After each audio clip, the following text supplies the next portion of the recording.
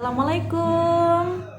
Sekarang Elsa ada di sebuah tempat dekat rumah.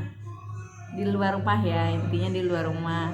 Sekarang Elsa mau berbagi mengenai 11 amalan penggugur dosa. Saudaraku, sesungguhnya ada 11 hal atau amalan yang dapat menggugurkan dosa-dosa kita. 11 hal ini sangatlah penting untuk kita ketahui. Oleh karena itu, saya berharap kita bisa istiqomah mengamalkannya. Sebelumnya, saya mau ngasih tahu nih, ada pelajaran menarik dari buku almarhum Syekh Ali Jaber. Judulnya Menjadi Hamba yang Dirindukan Syurga. Baik, 11 amalan penggugur dosa. Yang pertama adalah wudhu.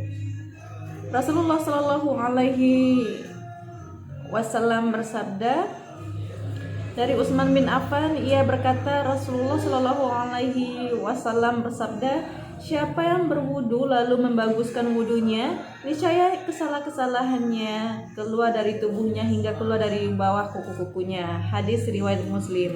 Siapa yang menyempurnakan wudunya akan berguguran dosa-dosanya dari badannya sehingga dosa-dosanya mengalir keluar, hilang dari bawah kuku-kukunya. Allahu Akbar. Yang kedua adalah salat. Rasulullah Shallallahu Alaihi Wasallam bersabda dari Abu Hurairah bahwasanya ia mendengar Rasulullah Shallallahu Alaihi Wasallam bersabda, bagaimana pendapat kalian seandainya ada sungai di depan pintu rumah salah seorang dari kalian lalu dia mandi 5 kali setiap hari? Apakah kalian menganggap masih akan ada kotoran daki yang tersisa padanya? Para sahabat menjawab, tidak akan ada yang tersisa sedikit pun kotoran padanya. Lalu Rasulullah bersabda, seperti itu pula dengan sholat 5 waktu, dengannya Allah akan menghapus segala kesalahan. Hadis riwayat Al-Bukhari dan Muslim.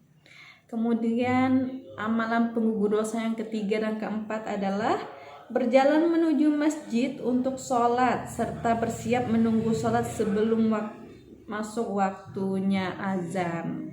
Rasulullah Shallallahu Alaihi Wasallam bersabda dari Abu Hurairah bahwa Rasulullah Shallallahu Alaihi Wasallam bersabda, maukah kalian aku tunjukkan sesuatu yang dengannya Allah akan menghapus segala kesalahan-kesalahan dan mengangkat derajat? Mereka menjawab, tentu wahai Rasulullah. Beliau bersabda, menyempurnakan wudhu pada sesuatu yang dibenci seperti keadaan yang sangat dingin, memperbanyak langkah menuju masjid dan menunggu waktu sholat berikutnya setelah sholat. Maka itulah ribat bagaikan berjaga di perbatasan dalam perang di jalan Allah. Hadis riwayat Muslim.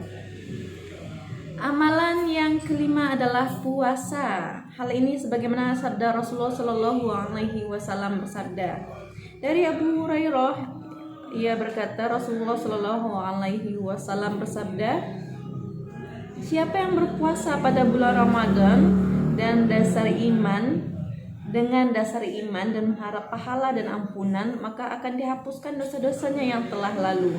Hadis riwayat Al-Bukhari dan Muslim.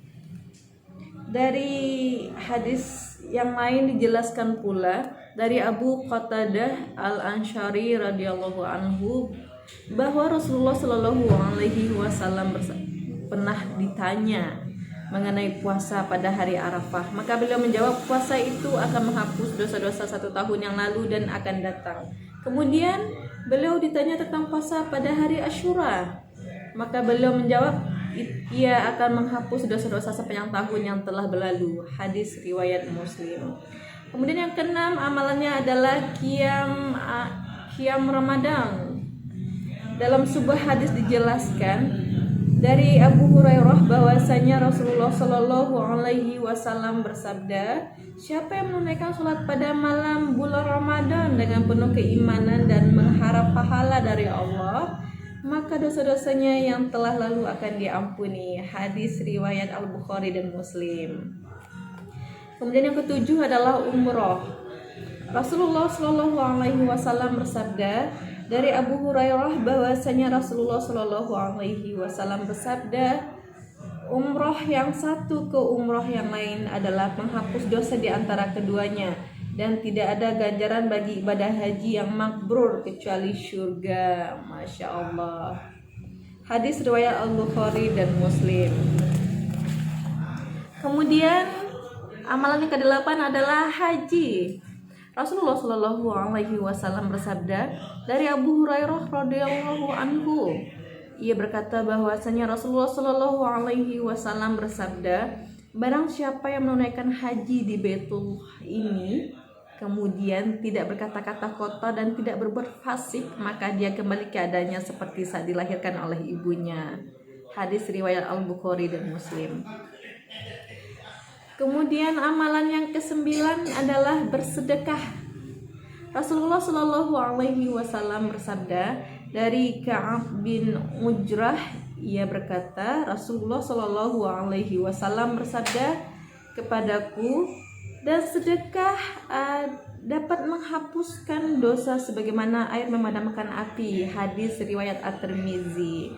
Amalan yang ke-10 adalah zikir. Rasulullah Shallallahu Alaihi Wasallam bersabda dari Abu Hurairah radhiyallahu anhu bahwasanya Rasulullah Shallallahu Alaihi Wasallam bersabda, siapa yang mengucapkan Subhanallahi wa bihamdih, maha suci Allah dan segala puji hanya bagi Allah, sehari 100 kali, maka kesalahan-kesalahannya akan diampuni walaupun sebanyak buih di lautan. Hadis riwayat Al-Bukhari dan Muslim. Yang ke-11 amalannya adalah sabar dalam menghadapi musibah. Masya Allah. Rasulullah Shallallahu Alaihi Wasallam bersabda dari Abu Sa'id Al-Khudri dan Abu Hurairah dari Nabi Shallallahu Alaihi Wasallam, beliau bersabda, tidaklah seorang muslim tertimpa suatu penyakit dan keletihan, kekhawatiran dan kesedihan, dan tidak juga gangguan dan kesusahan, bahkan duri yang melukainya, melainkan Allah akan menghapus kesalahan-kesalahannya. Hadis riwayat Al-Bukhari. Masya Allah. Demikian ilmu kali ini, semoga bermanfaat bagi bunda dan ayah, teman-teman. Saya sudahi. Assalamualaikum warahmatullahi wabarakatuh.